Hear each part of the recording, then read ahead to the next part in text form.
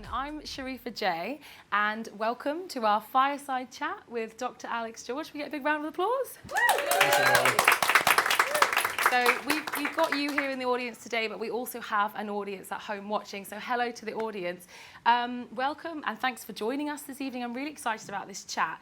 This is part of the Restore21, a 10-day wellness festival at Fora, brought to life by leading personalities like Dr. Alex George and experts in contemporary culture who are sharing their wellness formulas through laughter, food, literature, arts, fitness and more. So tonight we're going to be chatting with Dr. Alex George about his Sunday Times #1 best-selling book, Live Well Every Day, and talking a bit about your journey as a writer and how you got to writing this book and what experiences played into it, and also touching on Alex's mental health journey as well and learning a little bit about that. So I think first of all, how are you? Oh, wow, I'm just a bit worried. You said I'm a leading personality. What does that entail? What makes a leading personality? If none of you are asleep by the end, I guess that's a good sign. We've done all right. You are definitely a leading personality. Now, I've been learning more. I mean, I've already met you before. We actually met.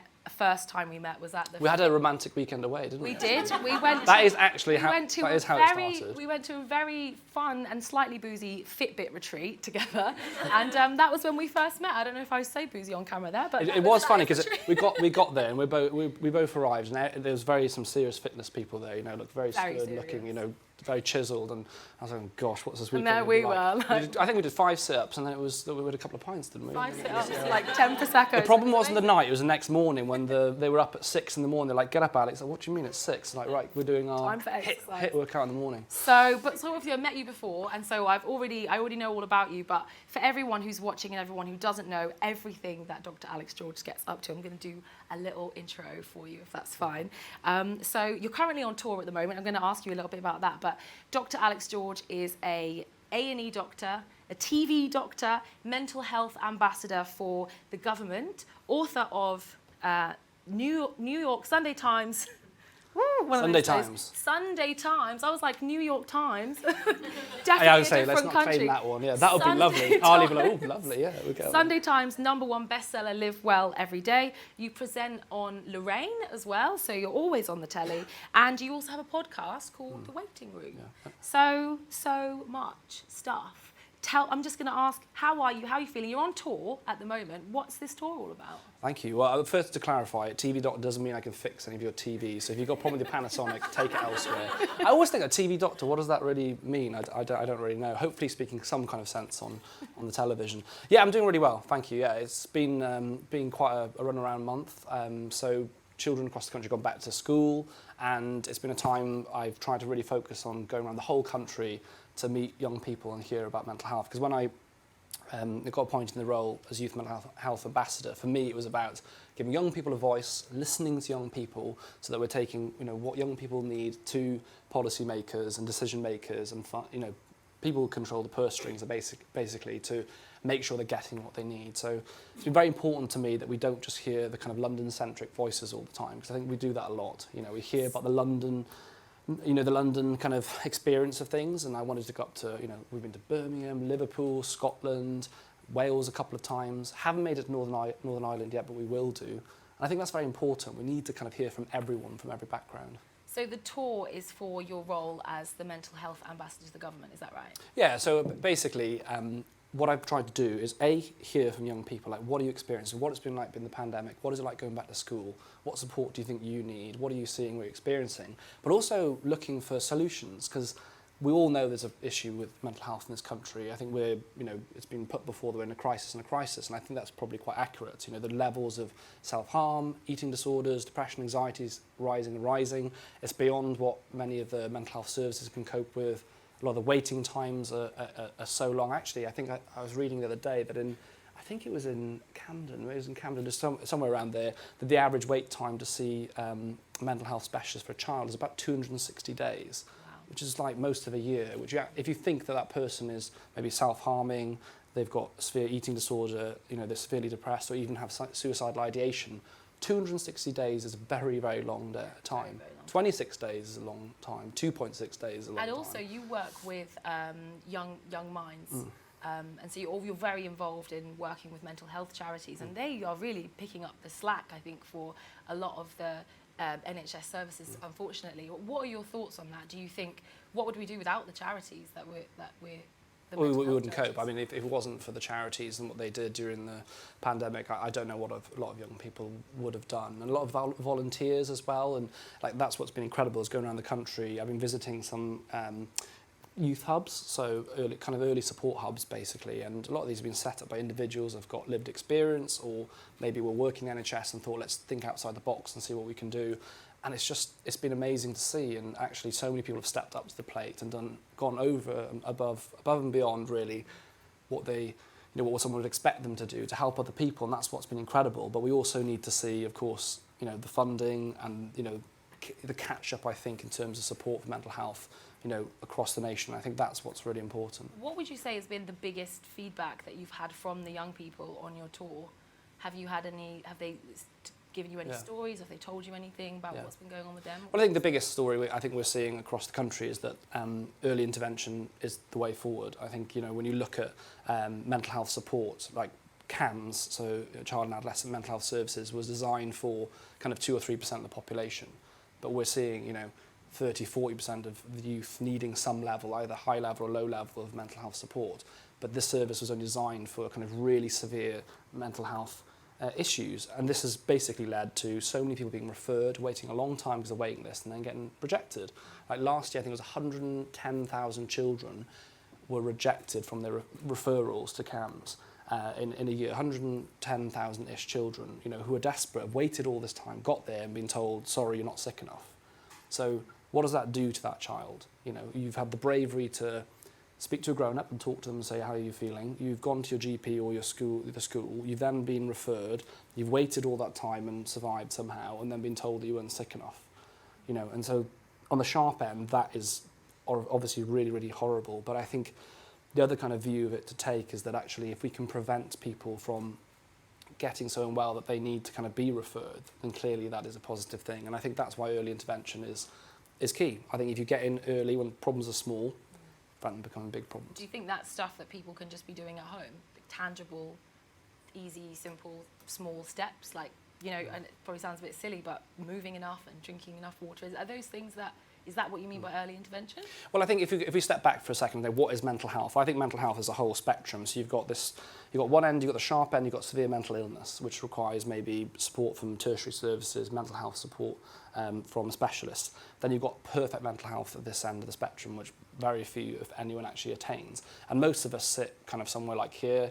Life happens, it gets worse, it gets better sometimes. Nothing happens in life and you still end up down in a position where you've got mental illness. And what we need to do, I guess, is a better focus for the people that are sitting here. Why do they feel that way? What is it that they're doing? Are they just lucky, or is it what they're doing in their lifestyles? Is it, what is it contributing to their well-being? And I think there's a lot that we can do in our day-to-day lives that can help us stay at this end. But that doesn't mean that you can't get mental illness, or that if you have mental illness, you're not doing those things, clearly. But it is an important factor. And if you actually look at almost any mental health illness, a big component of that is lifestyle in terms of the treatment. It can be medication, therapy, all sorts of different treatments, but that lifestyle is a very important part of it. Yeah, and that brings me very nicely onto your book, which is not the New York Times, but or the Canadian Times. Sunday Times, #1 bestseller, Live Well Every Day. Can you tell me a little bit about the book? Yeah, well, I wrote the book because I genuinely felt that even when I was graduating as a doctor, that I didn't really know how to look after myself. And I don't mean like putting my pants on the right way in the mornings. I still get it wrong sometimes, but I try. I always put my pants on the wrong way. You do that as well. It's not just me. Yeah, fine. Yeah. But I really realised, I was like, wow, I got to 4th year med school and I ended up really depressed. And at the time I didn't realise that as depression. I really was depressed. I was miserable, didn't leave the house, didn't sleep well, eating terribly, not seeing my friends. I lost interest in my studies. And I thought, God, what is going on? And I, because of the stigma around mental health, I was like, I don't want to speak to med school. Because if I speak to the med school, they'd be like, you can't be a doctor because how can you're someone who's supposed to care for people, how can you care for other people if you can't care for yourself? So I didn't speak to them and I left it. And the problem got unsurprisingly worse, and I felt worse and worse and worse. To the point I was like, oh gosh, this is a problem. I really don't even want to go into the university. So I did what anyone would do, and I rang my mum. who, bless her, she's not a medic at all. She works in a bank, but gives great advice, as all mums do, most mums do. And she said, Alex, you're miserable, okay, at the moment, but, I was like, thanks, Mum. But you're not doing anything. So are you. Yes. Yeah, exactly, yeah. It probably says that. But you're not doing anything that is conducive with happiness. And I was like, she was like, your sleep is all over the place, you're not exercising, you're not seeing your friends, you're not actually taking care of yourself, you don't even cook your own meals. And I was like, very good point. So I was like, very wise. So I started literally getting up, at 7 in the morning, going to bed at 10. I was cooking 3 meals a day. I did a walk in the morning, did a little bit of exercise a couple of days a week, and we had our, kind of therapy. It was thoughts of the day, we called it. So at 9 o'clock every evening, we'd have a thoughts of the day. What are you thinking? What have you thought today? And we'd just chat through everything I thought. Yeah, exactly, yeah.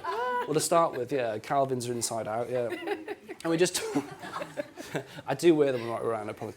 We just kind of went through things that you felt and thought the day. And at first I didn't feel better, it took weeks. But then a couple of months later, I was like so much better. And I thought, I am nearly a doctor and graduated and, looking at where I'm going to work. And I didn't realise that this stuff was so important. And that's what I try to put in this book, is a combination of like, why does it matter? What do you need to do? And how do you do it? Yeah, absolutely. That is so true. I've been in the Domino's rut and the Deliveroo rut where you're just like, why am I spending £85 a day on food? I'm so sad. And it happens. And I think we all get stuck in that. And it's really hard to pull yourself out of it. But it's that domino effect of doing one thing after the next. And that's amazing that this book can hopefully be that little change for people. What section of the book did you begin with? Because earlier on, just before the chat, we were talking about how you have dyslexia, and that the book was quite challenging for you to write. So what did you start with? How did you manage to overcome that and obviously write a New York Times best-selling book? It's like affirmation. If you keep saying it, it's going to happen. No, I mean, for me, being dyslexic... being dyslexic, I really did struggle at school with writing. It really was very difficult. And a lot of the time, I think I felt kind of disengaged with academia because it's kind of designed for specific people, and I thought, gosh, what's wrong with me and how am I going to do it? And it was a challenge, and even getting to med school was hard. When I got there, I found it much easier because we had everything on computers, and it was much more suited to my form of learning. It was multiple choice questions. I could kind of engage with it. But throughout that whole process, I never thought that I could put a book together. And to kind of be here, it is kind of weird to kind of see it and think that, that is the completely thing. But to be honest, for me, it's been so much about bringing people in around you that can support you and, asking for that help. I mean, I've got an amazing team here that have helped me. I've, the publishers, people that helped me write the book, and put it together. You don't have to do things on your own. And I think at university, even at school, you often feel like, oh, I can't do this. Like, what can I do? Like, we're all different. Bringing in help. Like now, if I need help, I'm like, help me all the time for different things. You don't have to act on your own. And you realise... It's hard to ask for help, though, I think. You feel some shame around it sometimes. Wants to ask for help, even at work, sometimes you need help with work, but you don't want people to think you can't do your job. But actually, sometimes collaboration is better than doing everything solo. Yeah, and believe in yourself as well. I think you always find a way. Like, if you really want to achieve something, you will get there. Mm-hmm. So, do you find ways to follow the things in your book, obviously very tangible lifestyle tips, but do you ever find that you struggle to keep up with these lifestyle tips, or do you struggle to stay focused? Obviously you've written a book that's an oracle for us to follow, but do you... No pressure then. 2 words over, like, burn this. If it's not good to read, you can kind of use it as a coffee book. It's fine, it looks pretty on the table, though, doesn't it? Do you find that sometimes it's hard for you to keep these up? Yes, and I am right now. I mean, and Harry and I have just got back last night, what time? Like 11:30 from Liverpool. With the tour, it's been amazing. It's been an amazing process, and I've loved doing it. But it's been terrible for my mental health and for my health in general. I'm no longer doing my morning walks. I've been running around the country. Felt very disorientated. Morning stomp. Who went on like 10 million morning walks during lockdown?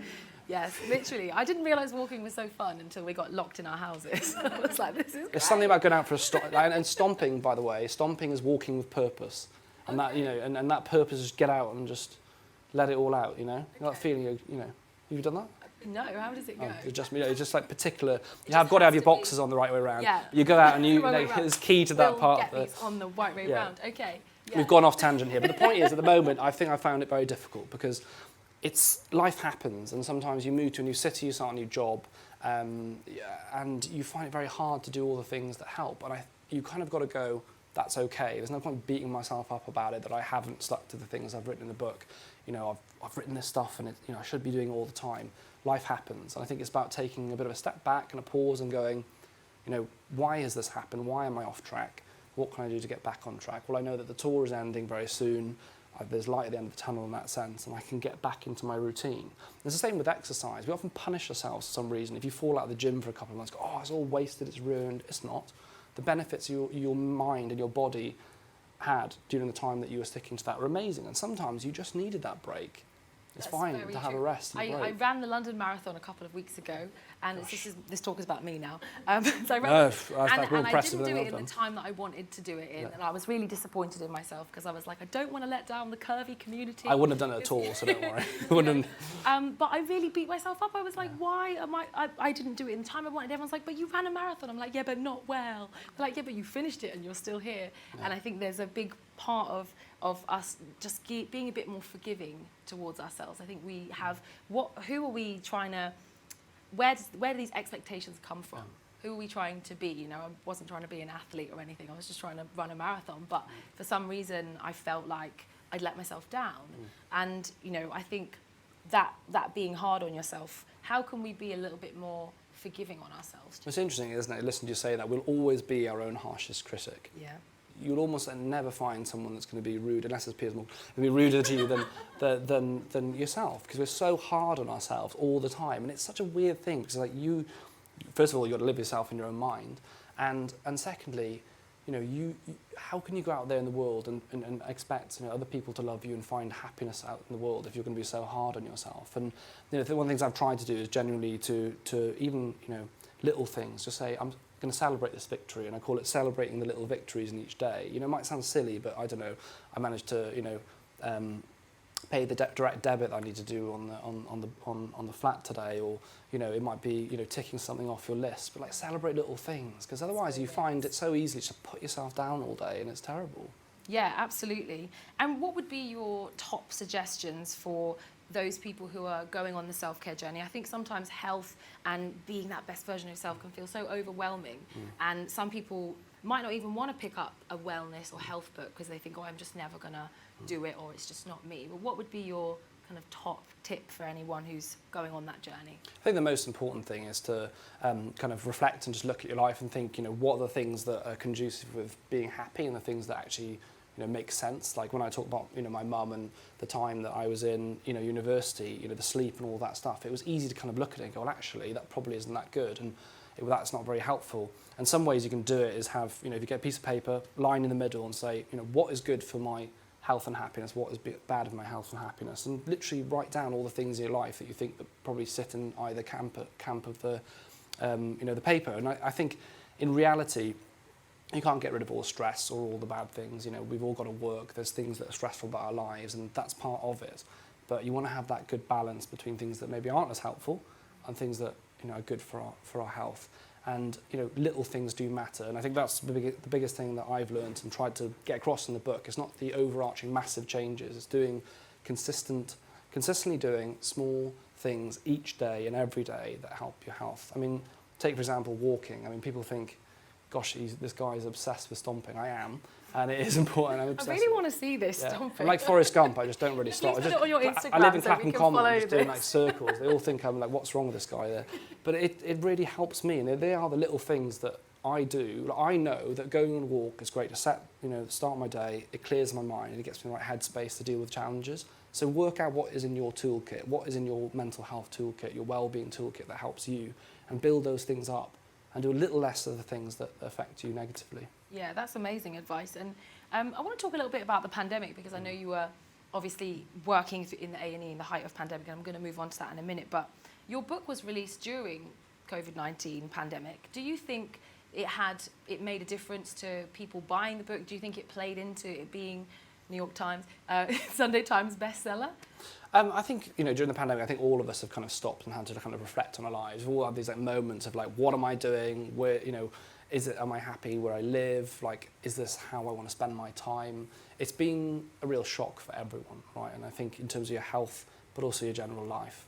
And in terms of people's I guess efforts in terms of self-care, it's gone up, and I think that's really good. In terms of, if you look at mental health as a whole, I think we've talked about it more in the last year than the last decade probably, and that's a really, really positive thing. And a lot of us have started practicing things each day that are good for us. I guess moving forward, what we want to see is that people take those things into a kind of post-COVID time. We say that as the levels are slightly rising, will be positive. I was so good during the lockdown. I was eating like 3 plant-based meals every day, but now it's the world has come back, and I feel like it's kind of slipping away a little bit. And I think that's the important point, is just realising what are the good things that we did, how do we learn to do it, after this pandemic. And I think it's difficult because we're all kind of learning to do this kind of hybrid era, like working from home, working at work, and maybe we oversold the idea of how amazing it is to work from home. Actually, working home is hard because what time do you start work? What time do you finish? When do you close the laptop? Well, how do you define, off time? I've sat with my laptop at like 8:30 and I've got Netflix on, I'm watching that, but I am actually still on emails and I'm doing whatever, I'm creating content at 8:30, 9 o'clock at night. Well, actually, that's not really downtime now. Yeah. And that for me is why I've got my own HQ, which I'm very excited about. And I've got that space because I go there to work and I have my home space as my downtime. I think that's quite important. How would you say that people who are working from home can manage that? Because I think a lot of people are still working from home, and I know that from just listening to my friends who are working at home, that is something they really struggle with. They can't switch off. So would you have any advice? Number one tip is never ever work from your bed.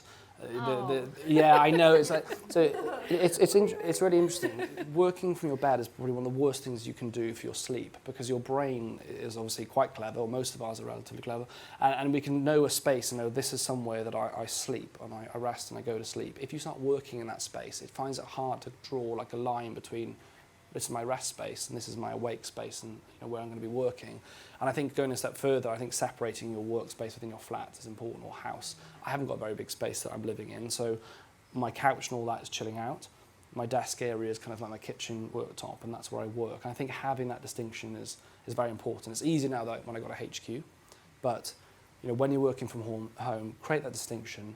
Create distinction in time as well. So get up in the morning, have your start time, have your laptop close time. In the day, have your breaks, get outside. One thing we're seeing at the moment is that what we're predicting is a huge rise in vitamin D deficiency across the country, because everyone's inside, working from home, not having your daily commutes, and especially going into the winter, most of us are deficient anyway. Make sure you're getting natural light. It's not just about vitamin D. We need natural light. It's so important for our health, and actually particularly natural light in the morning. You might not realise it, but the walk to the bus or walk to the tube station before you go into work is so important. Natural light sets our circadian rhythm. It tells our brain this is morning. 14 hours later-ish, you're going to be going to bed. But if you're, How many hours later? Well, it depends. 8 hours later. 5 hours later. Yeah, 5 hours. I'm watching 1 o'clock. Netflix. Fine. So just knowing those little things can help. I think they're very important, because just going from your bed straight to your desk and you're not getting natural light. That simple, small thing can actually make a huge difference for your sleep. I mean, how many people had changes in their sleep during the pandemic? I think probably most. Didn't sleep well at night, and I think that plays a big part of it. So talking about 14 hours later of working, I'm going to ask you a little bit about your... Not of working until you sleep. Okay. Until you sleep. Okay, good. But I was going to ask you a little bit about the A&E, your pandemic A&E. Where were you working? What were you doing? Yeah. So I work in Lewisham Hospital, so South East London, and it was hit pretty hard, to be honest, during the pandemic. We went from like 1 or 2 cases in our walk-in hub outside, where we were just seeing people swabbing them and they're going home, to, it was just skyrocketing cases. The whole department within like 2 or 3 weeks was all COVID. It was pretty shocking, and I think almost as shocking, I think, was the kind of after effects of the waves in terms of mental health. We saw a huge number of cases of those in distress, with mental health illness, needing our help, more so than we'd ever seen before. To give kind of context, we've got 19 bed majors, one of which is a psych bed, so a room that's better suited to looking after people with mental health illness. At certain points, half of all of our majors beds were people with self-harm or suicide attempts or in crisis of some sort, and it's quite shocking. A lot of young people as well. How did it affect you working in that kind of environment? Obviously the pandemic was such a difficult time for everyone, but I can't even begin to imagine what it must have felt like for you working there. Can you tell me a little bit about what it was like, what the energy was like? How was everyone coping? It's odd, and people probably find this quite strange, but in some ways it was kind of it was really good to go to A&E, even though you go and see these awful things. I was living on my own at the time, and going to work was like I was with my friends, my family, like the consultants I've known for years, and there was an element of like normality to it in some weird way. And I think being at home, in some ways, I was looking at that thinking, gosh, that is the really hard thing in all this. I guess in terms of my experience, the hardest thing was the amount of death. I mean, we see death as doctors. I mean, that's part of the job. But most of the time, if we're honest, we win. You know, in A&E, we don't see death all the time. You know, thankfully, you know, most people get better when they're sick. But in the pandemic, it was the lack of control that was the worst. You know, we were having so many people coming in who were dying and did die, and you had kind of no way of knowing whether this person would or wouldn't.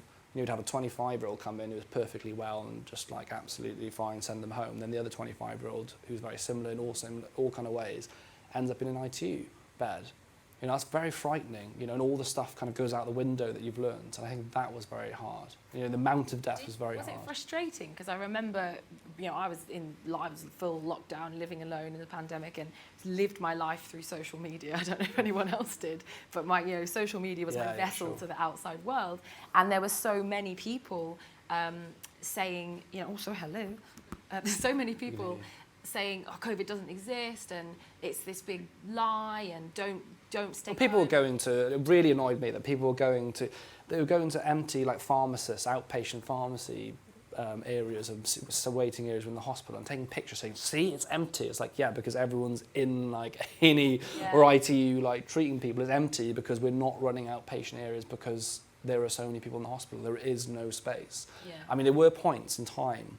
The scariest points, I think, were probably when we were running out of like ventilators. I remember one night in Lewisham, I was working, and it was like 11 o'clock in the evening, and I gave the last ventilator away in the hospital to a guy in his 50s, and I was thinking, shit, because there was, at that very moment, there was 2 or 3 people coming in who would also definitely need ventilators, and we'd just given away that one. And those kind of things are very difficult. Actually, one other shift, we were at the point where we didn't have any more of the actual high-flow masks, so the CPAP mask, so the pressure mask that we use to blow air and, at a higher pressure into the lungs. And those moments are scary because we're very privileged in this country. We don't have, like, other countries, they have to make decisions about resource provision of, you know, who's going to get, you know, this treatment. Yeah. But in the UK, we all get it. We by and large, for most things, we all treat everyone. So to be in a position to be like, well, who's going to get this? Choice. Yeah, that horrible. Must have been so difficult. How did you manage that emotionally? Like, how was that for you and your mental health? I think for everyone, just it's almost that battlefield mentality. Just get on with it, you know, and you just kind of fight through it. And I think, you know, we're seeing the fallout of that now. The rates of burnout in caring professions, not just doctors and nurses, by the way, you know, caring professions across the whole of the NHS and outside.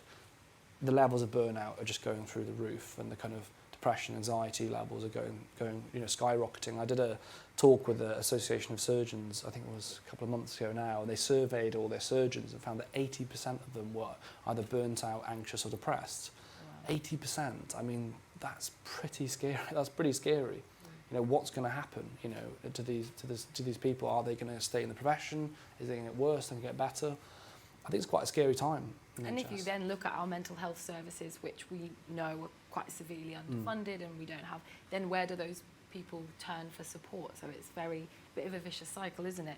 So what would you say you've learned most on your journey in pandemic A&E as a doctor?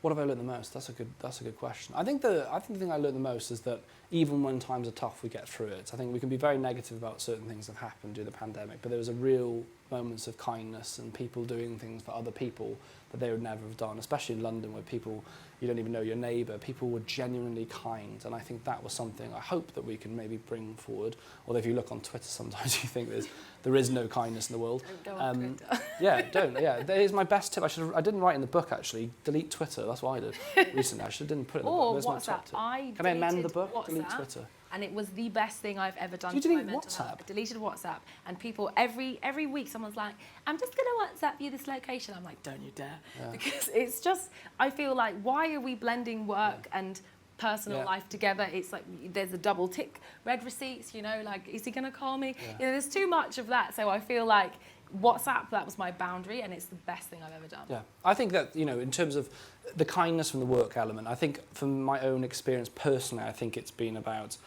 the importance of being selfish in some sense. I know that's an odd kind of paradox, I guess, but, you know, you have a right to look after yourself, to have boundaries, to practice self-care. And I think, for example, I joke about it, but coming off Twitter for me was, you know, that is a space I don't find beneficial. I find it very negative. I don't go on there and ever feel better or good about myself. So why am I on there? I think there's so many things we all do, if we're honest, that are kind of we're passively involved with and engaging in, but it actually isn't good for us. And when I said about like drawing the list of things, for me, Twitter was like on that list really high up, and I was like, I don't know why I'm using you. You're not part of my job. I don't need it. So you just came off. So I came off it. Just deleted yeah, it. I deleted it. And that was it. And nothing terrible happened. The world, you know, was fine. Did your managers go like, no? No, I think it was very, delete it. get rid of it. I mean, I think it's very important. Everyone's different, and I talk about your like toolkit for your own happiness and health. Everyone's toolkit's different, and I think the things that affect you will be different as well, and things that trigger you, make you feel bad, and that's why, you know, I talk about Instagram. Best tip, you know, I can give is curate your feed. You know, when's the last time you went through your followers and unfollowed the people? I tell people that. Did you? Okay, I probably stole it from you. Probably. Yeah, sorry, but it is that retreat. It's nice that someone told me. It probably was no. But that is the point, though, isn't it? I mean, how often do we do that? I mean, when's the last time you did do it? Curate my feed all the time. Do you go through your followers and unfollow? Yeah, sometimes it's hard, I think, when you've got people that you like but mute kind them. of. Yes, that is what I do. I have, oh my gosh, I hope no one's watching. You know, I do mute people who are putting out stuff that maybe is just not right for where I am at in my life at the time. And you can unmute them when you feel like ready for it. But I think it's a really powerful thing you can do. Your social media can be an incredible tool, I think, to connect you with people you actually feel you have something in common. You know, it's a great way to find your tribe, isn't it? Yeah. But in the same way, I think there is a lot of comparison, and that's that old saying, comparison is the thief of joy. And I do believe that sometimes we can sit there idolizing other people's lives, and it does make it. And some people might say, well, you should probably work on yourself, which I think is, there's definitely a conversation there as well. But ultimately, yeah, just delete, get rid. Well, at the end of the day, if you look at it, you know, honestly go on your phones and have a look and be honest with yourself. How many hours do you spend a day on social media? It's going to be between 1 and 4. A lot of people between 2 and 3 hours a day on average. Yeah, I mean, at least that, you know, on social media. So if you're going to spend time on something, look at stuff that makes you happy or is beneficial to your career or your work, and don't waste your time and energy on things that make you feel bad. That's the basic of it. So just want to go back, circling back to your role as mental health ambassador with the government. Obviously, you've got this tour at the moment. What else does it involve? What's going to be kind of coming up in the future? Well, like I said, the biggest thing for me is I want to be a voice for young people and elevate that opinion. That's the most important thing for me. I also want to work on reducing mental health stigma. There's still a huge stigma around mental health illnesses. You know, the number of people that I still see that come into A&E and they've self-harmed, they've taken an overdose, and I say, who have you spoken to before you've done this? And they say, no one. You know, it's so common that people won't tell anyone, that they will take a knife or something else and they'll cut themselves, but they've not told anyone. But if you have a sore ankle, you know, how many days before your ankle's hurting is it before you see the doctor? You'll tolerate a few days, you know, but people with mental illness can tolerate many years of that without seeing anyone, until the point they're, you know, at the real sharp end. So does stigma still exist? Absolutely it does. You know, how many people in this room honestly could say that they've never, you know, messaged their boss and said, you know, I'm sick, I've got diarrhea or something, when they're actually having a mental health day. Yeah, they're having a day where they feel anxious, they feel down, yeah. And it's so much easier to text your boss and say, I don't know, I've got flu or whatever. You know, most of us have done that. And mental health stigma, I think, goes across all ages. You know, it's not just for older people. I think it's still at schools and things. So working on that is very important. Funding, clearly, as well. You know, a big thing I want to work on is targeted funding, particularly towards early intervention. And a lot of it is about trying to be on the ground. You know, I've got a platform, you know, I think it's about 2 million people on Instagram. So what can I do? Content can I create that speaks to young people, that helps them? You know, I always have that kind of, it sounds cheesy, but if, you know, one person sees something I make and that changes that one child's life in terms of like, I'll ask for help or I'll do this, I'll try that, then that's worthwhile. I love your Instagram, can I just say? Just take a moment for Alex's Instagram here for a second, because you've got like the mental health quotes and you're very honest about your own. I saw a post you put up saying how you weren't feeling very motivated, and I look at someone like you and I think, okay, like A&E doctor, New York Times bestseller. I'm never going to drop it. I actually can't remember what it is now. Sunday Times bestseller. You've got all this amazing stuff going on, but then also you're talking about, actually, I'm not feeling very motivated today. And I think that that is kind of where it starts, isn't it? Just real honesty, that we're all just people, and you can have a bad day. Doesn't, like, even Beyonce has bad days. I know it's hard to think of that because she probably doesn't, but she you know, even Beyonce has a bad day. Well, it's like the thing you have, like, you do have toxic negativity, and I think that's something that's much more focused upon, but there's toxic positivity on the other side as well, where it's like, you know, being productive all the time, smashing it every day, it's just rubbish, you know, and there's so many days I just really don't want to do it, and I walk in, I'm unmotivated going to work, and I'm just dragging myself through the day, and that happens to everyone, and I think, you know, I do try to, I hope I try and show balance on my Instagram of, you know, the reality of every day, just being a bit more honest, and I think it'd be nicer, I think, if more people were a bit honest, a bit more honest and a bit more kind online. And also, it's very educational. Yesterday, I was learning about menopauses from your Instagram, and I appreciate In fact, I shared other people's content on that, so I was cheating. But no, not at all. But it's great. Like, you know, I learned so much from your page, and I think that's what I love about your feed particularly. Just on mental health, how important do you think mental health and physical health are? Do you think that one link to the other? And, you know, why should we kind of be focusing more on mental health? Is it going to cause us more physical health issues? I think in many ways you can't separate the two. And I remember this case, and I've told the story many times because it really spoke to me. And I saw this guy, he was 27 or 28, and he'd had a horrible tib-fib fracture playing football. Someone had tackled him from the side, and his leg was all this, and it was a horrible injury. And my focus was like the leg, you know, and the nurse's focus was like the leg, and we're like, we need to fix this, and, you know, it's in the wrong direction, we need to pull it and sort it out. And, you know, we did all of that, and we cast it and said, right, you're going to be going to orthopedics, and they're going to operate on the leg. And I was talking about the recovery time and, you know, what this means in terms of physical, you know, if dealing with the problem that we can see, the bone. But he said to me, he said, yeah, but, you know, what about my football? You know, if I can't play football, I haven't got a purpose. You know, what am I going to, I can't not play football again. And he was really, really upset because to him, what he was thinking about was like, but this is, for me, my purpose, the effect on his mental health. And I was like, wow, like we were all just so focused on fixing the problem that the bigger picture, I guess, wasn't there. I mean, if you look at people who have, let's take, for example, like diabetes, and you might get diabetes, which often presents, say, in older adults with high sugar levels. It can cause damage to things like nerves, so people can't feel things like their feet. And we're focused on, like, how do we prevent that? Let's use tablets, let's use treatments. But that person, often it's like, well, I can't do the walks I want to do, or I've got to give up this hobby that I have. And what's the impact on that?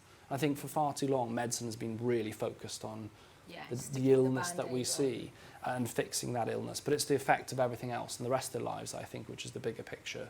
And in reality, a lot of the things that we talk about that are good for our bodies, going for a run, eating well, all these kind of things, it's for the benefits for the body and the mind. You can't really separate the two of them.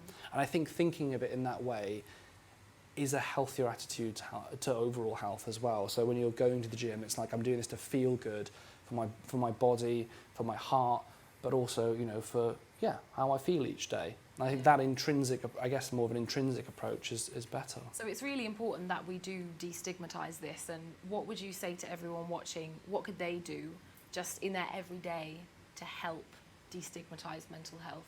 In terms of mental health, and it might sound like very obvious, but talking is the place that we have to start. But doing it in a meaningful way. And I'll take an example of asking, how are you? Because I met you, I was like, oh, how are you? And, you know, you go, yeah, I'm fine, or yeah, good. You know, often, you know, people will just say that even if they've had the worst day ever, like reflex, terrible things could have happened. You put your boxers on, you've got to do the same, so you don't do the same joke again.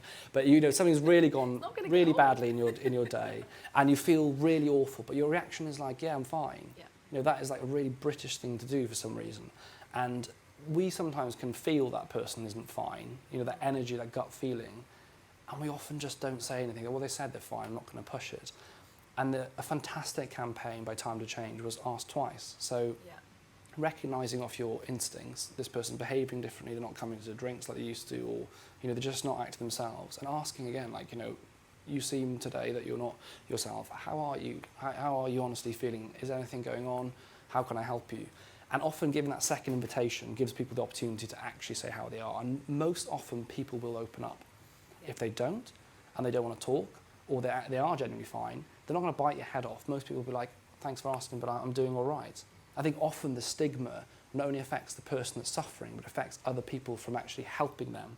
So that feeling of like there's a stigma, it's weird to talk about mental health, almost is a barrier for me offering basic help for you. And I also think being vulnerable with your own journey as well. Like I remember being on a job years ago, and it was a workplace environment, but the producer person said, he's American, he was like, oh, you know, so I've been on these antidepressants, and da-da-da. And as soon as he said antidepressants in a workplace situation, there was about 3 other people that were like, oh yeah, like I'm on antidepressants. And then at the time I was taking antidepressants, I was like, oh yeah, sertraline, you know. And we were all having this lovely chat about antidepressants and how we experience it. And suddenly this vulnerability, we now opened up this space for us to just freely talk about something that you just wouldn't talk about, and it was very comfortable and easy. I think sometimes sharing your own journey can be the most powerful thing as well, which is why, again, I love your Instagram for kind of just saying, you know, I'm not feeling that motivated, or this is happening, or that's happening, because you're giving people the invitation to talk about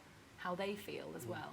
Well, I think what you've just said there, particularly around, you mentioned sertraline. So I've actually started taking sertraline about 8 weeks ago because I was getting really bad anxiety. I think, again, the tool has been really important, but it's triggered a lot of stuff for me. You know, I lost my brother a year ago to suicide, and I think a lot of it is very triggering. It's kind of brought up a lot of anxiety. And I started taking it, and I thought, it's really weird. When I was about to start, I was like, oh, gosh, I'm the youth mental health ambassador, and I still feel a bit weird about taking this tablet. It's a mental health tablet. And I thought, God, this is so odd, because if this was a tablet for my blood pressure or statin or your vitamin D or whatever it was, you wouldn't even think about it. Or the paracetamol, which and we your all paracetamol.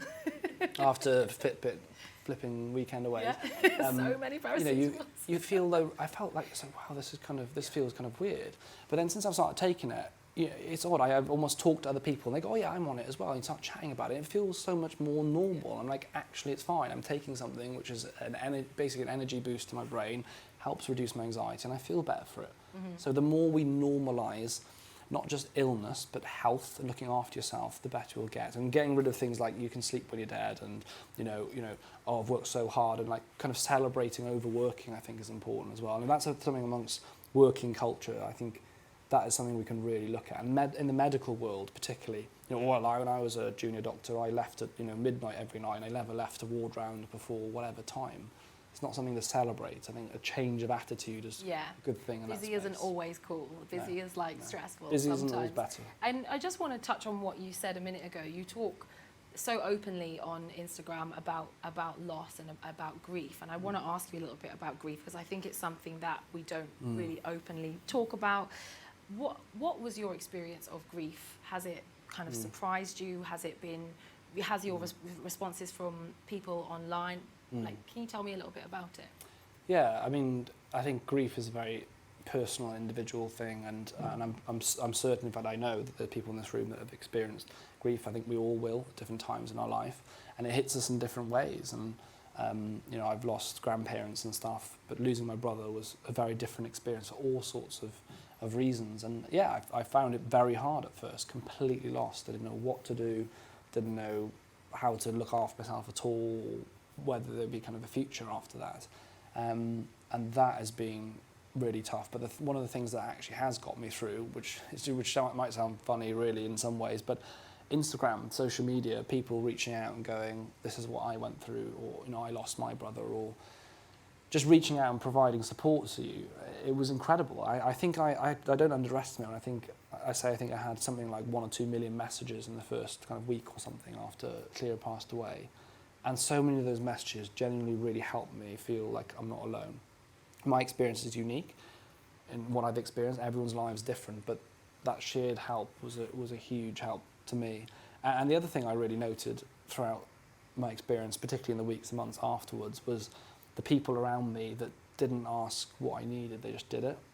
Right. And I would say, if you've got loads, you'll all, I'm sure, maybe have a situation either where you sadly lose someone, but you'll also have situations where your friend or someone you know has lost someone.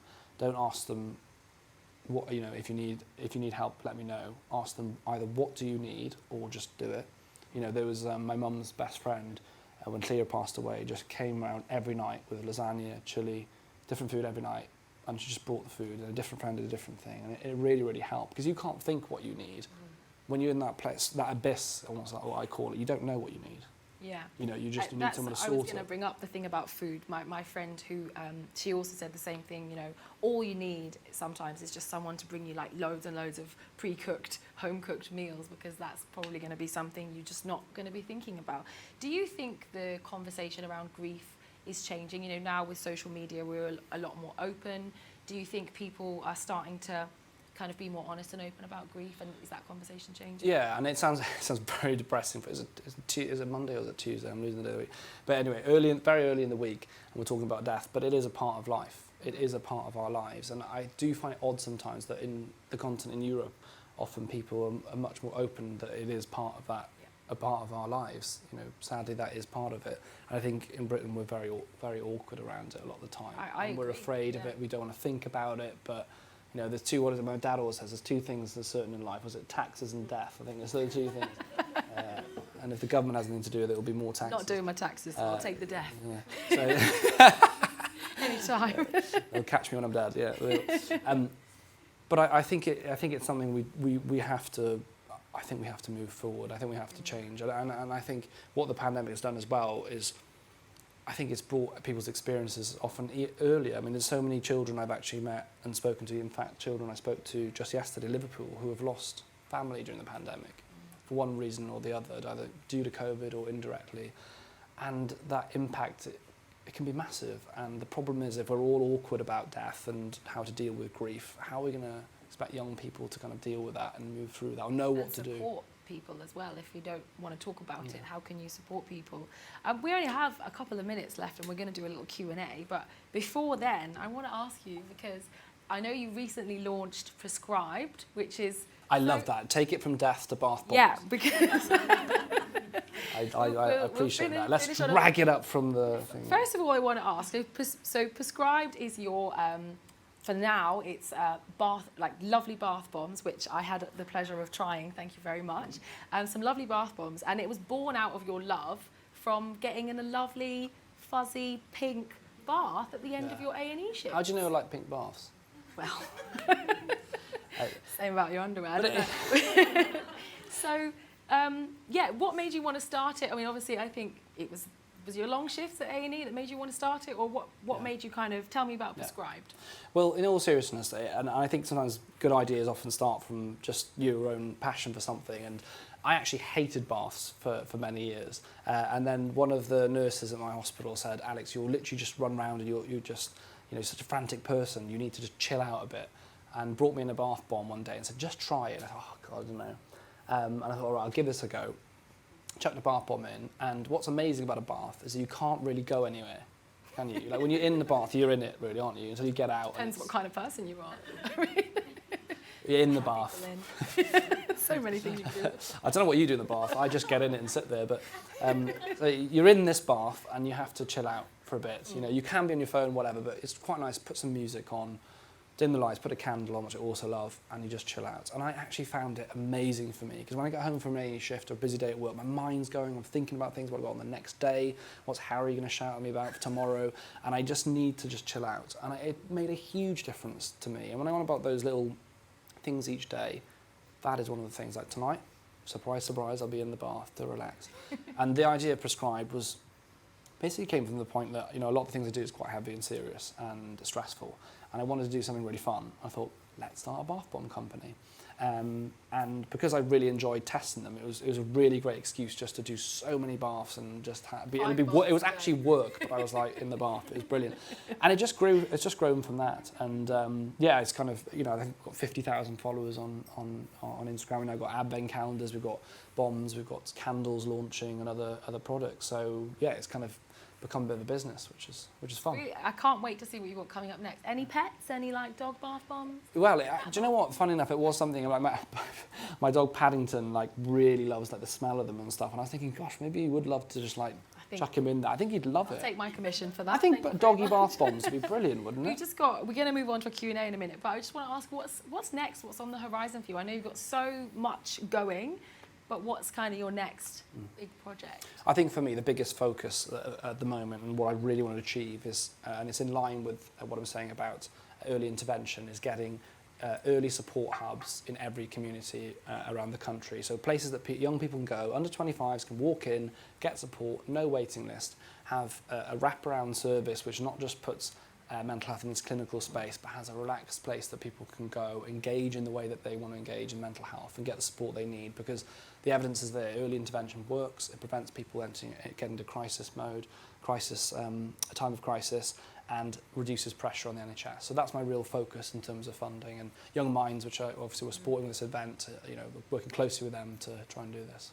I'm so excited to hear that, and as a person, I'm an ambassador for Calm, who's a mental health charity as well, and I dealt with my own mental health issues, and I have friends who deal with their mental health issues. So to hear that someone's going to be really getting in there and actually making some real changes for us is just so exciting. So I can't wait. Thank you for your hard work as well, and you're an amazing advocate. Thank you. And now over to you. Ask me about me. The next hour is about you. There's only there's a couple Stick of people around. still awake. There's going to be more. So now we've got 9 minutes left, and we're going to do a little Q&A. So for anyone who has any questions, any burning questions, don't be shy. Oh, we've got a mic. You talked about social media and its sort of positives and negatives, and I just wanted to know if you think sort of social media has sort of a negative impact on people's mental health, and further to that, how you'd maybe change that in your role or how you'd work on that, if that makes sense. Yeah, a very good question, and that's one of the things I've really focused on early on. I guess actually over the last few years, to be honest, not just in the role, is social media, is it good or is it bad? And basically what I found out so far from the research evidence we have is it's both. There are as many people that find that it's bad for their mental health as they do that's good for it. It gives them a sense of that community, that belonging, that communication, the good things about social media, but then there's also people that have that negative impact. And I think from what I'm learning so far, it's about how we use it and teaching people to manage their social media. Kind of when we were saying about curating your feed on Instagram, and I think a lot of people, including myself, have been flying the plane without any lessons, and I think that's what happens for a lot of young people. They kind of create an Instagram account, often as young as 10, 11, 12. They shouldn't be, of course, but they are, and they're just into this space with no kind of teaching, no understanding how to kind of navigate this kind of minefield of a space. And I think so much of what we need to do now is teach young people about social media in terms of safety, but how to use it. Because if you look at what the world will look like in 50 years, I bet you most things are going to be online in some form, and social media. I mean, even doctors. A few years ago, doctors will never be online, and thought, God, this guy's come off Love Island, gone on there, and it was like, what is he doing? Now the NHS is on there. There's not even hundreds. There's thousands of doctors with accounts online who are doing a really good job and using it positively. And I think having that teaching at school of how to stay safe, how to use it well, what to do when it goes wrong, will reduce, I think, that negative impact a lot. But it's something at the moment that's not really taught at school. Yeah. So can I just add, I liked your point about you wish people were a bit more honest. I think that's very important. Yeah, I think so. And I mean, one of the things I was kind of dabbling the idea of is I know we've got #ad. We should force #edited, for example. If you are editing, and actually I believe, is it France that they have introduced the law. If you have a Photoshop picture, magazine covers, you have to say it now. Disclose. Yeah. And I think that's quite right, because there's a difference between you take a picture, and a photographer, which I'm not, will say, you take a picture and it's underexposed, overexposed, and you balance the colour and whatever. That's very different to changing your body and how it looks, and you're, giving me a six-pack or whatever. If anyone remembers, was it the Kim Kardashian's famous finger? The long finger, where they'd edited the picture, the video, so that her finger was extra long, but her waist was really skinny, and I think that was quite. Well, I mean, it was the same family. One of them posted a picture which there was a huge thing about dragging it down because it was an unedited picture that I accidentally posted, and I just think it's quite sad, because I think it's not just the way that I looked at it was it's not just the message you're sending other people. How sad is it that person feels so down on themselves that they don't want to post this picture because they feel that the way that they look at themselves, that's really sad, I think. And I worry for younger people growing up with this idea of perfection. It just isn't there. You've got to have a six-pack, you've got to have this, Yeah. But education, I think, always is key. That's the way to change it. definitely. I famously dropped the filter on my Instagram. So if you go on my Instagram, I never filter my stories. And I made this big thing about like, guys, I'm going filterless. And then the next day I looked terrible and I was like, hi everyone. I think, but I actually you have think, to really confront I think the times confront are it. changing. I think people, I think there's a real, the appetite now online for content is, we were talking about before, people want to learn, people want to feel good, they want to see real. Yeah. And I think there will be a big shift. And I think that's because we are starting to teach more at schools. I mean, I worked with different kind of celebrities and people and influencers in this area to create 5 wellbeing videos that went out to a lot of the schools around the country, and one of them was social media and this kind of topic. So people are learning. Hopefully we're teaching people, and next generation will use it more wisely than we do, probably. Yeah. Any more questions? Hands up, don't be shy. We've got 5 minutes. Oh, yeah, over here. Since your appointment with the government, can you give us a bit of an insight into how perceptive they've been to your ideas? Because it looks like great PR on them, obviously, to have you on their side. But how do they take your ideas on board?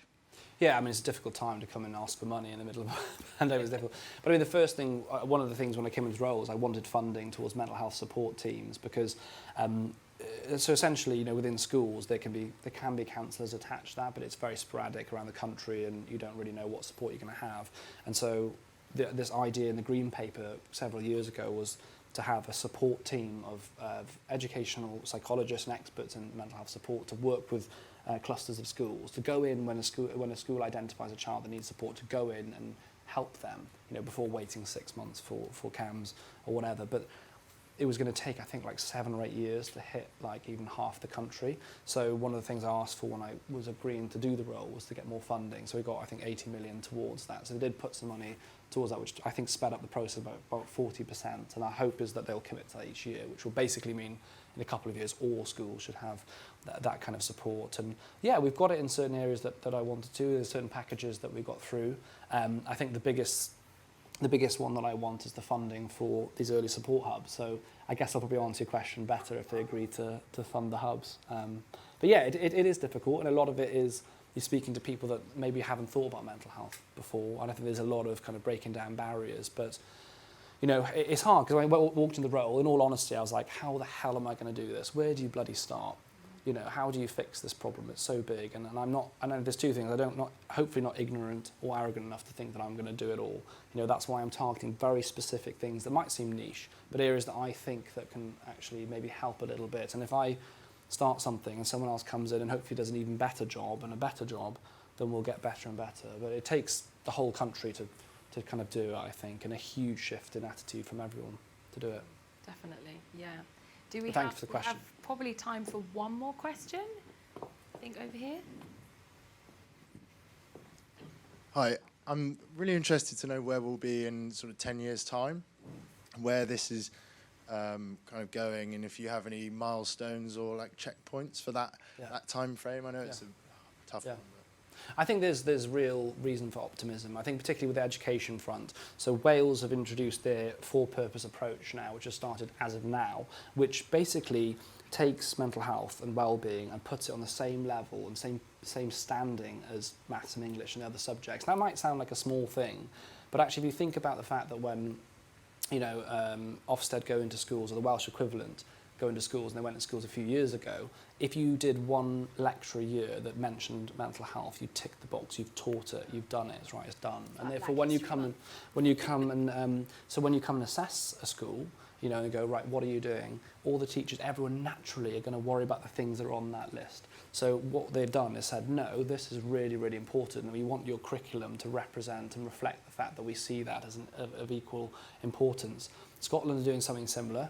England are a little bit behind on it. We want to catch up. But I think there's a positive hope there, that I think there's a change of attitude. And I think what we're hearing from teachers and from parents, from students, is they want to learn about it. They want this to be included. They want good support around mental health. And I think that will reflect in time in how we spend our money as a government, because hopefully governments spend money in ways that reflect what we as a society want people to spend money on. And if it's mental health's had a stigma for many years, no one wants to talk about it, it's an area that people feel uncomfortable about. Surprise, surprise, the money isn't there, it's not going into those areas, and people don't want to talk it, they want to touch that area. And I think as that attitude changes, I think we will see more and more funding and support, but it'll take time. I think I looked at it and I was trying to work out like how much money do you need, and you know, we roughly need about 12 billion more to the mental health package to kind of catch up to where we probably should be. 12 billion, you know, where do you even start? Yeah, that's all right. Interest free. You know, so it's going to take time, and it's going to take people putting money, you know, into it. Yeah, thank you so much. I think that's our time, actually, unless I think there was one more question. Maybe we can just really quickly, do you want to do your question? Yeah, sure. I'll try and be speedy. Yeah, I'll be trying to be quick. It's a bit more of a personal one. So I too lost my brother earlier this year, and it's coming up to his 21st birthday in 2 weeks. Well, what would have been his 21st. And I just wanted to find out sort of what your advice is dealing with the mental health side when it's coming up to those big milestones. Well, first of all, I'm very sorry. It's really hard. I lost Cleo in I should know that day very well, the 23rd of June of the year before.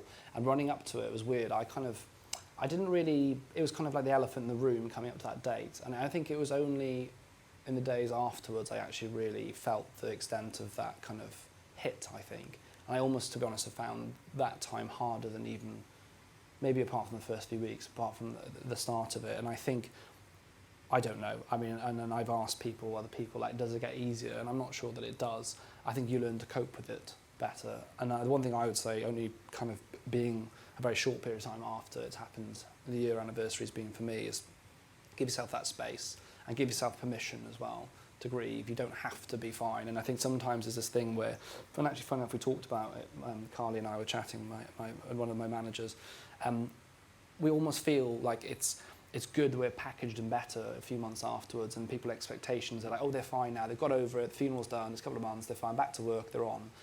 You don't need to feel like that, and society sometimes, again, it's around grief.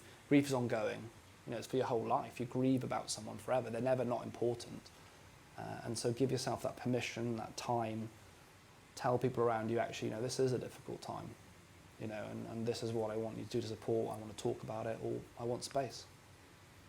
I'm getting the signal that our time is up. So thank you so much for your question, and thanks for that response as well. And thanks everyone for joining and just being such a lovely, gracious, smiley audience. You guys at the front, yeah, special stars. And everyone for watching at home. Big round of applause, everyone, for Dr. Alex George. Thank you. Thanks for staying late.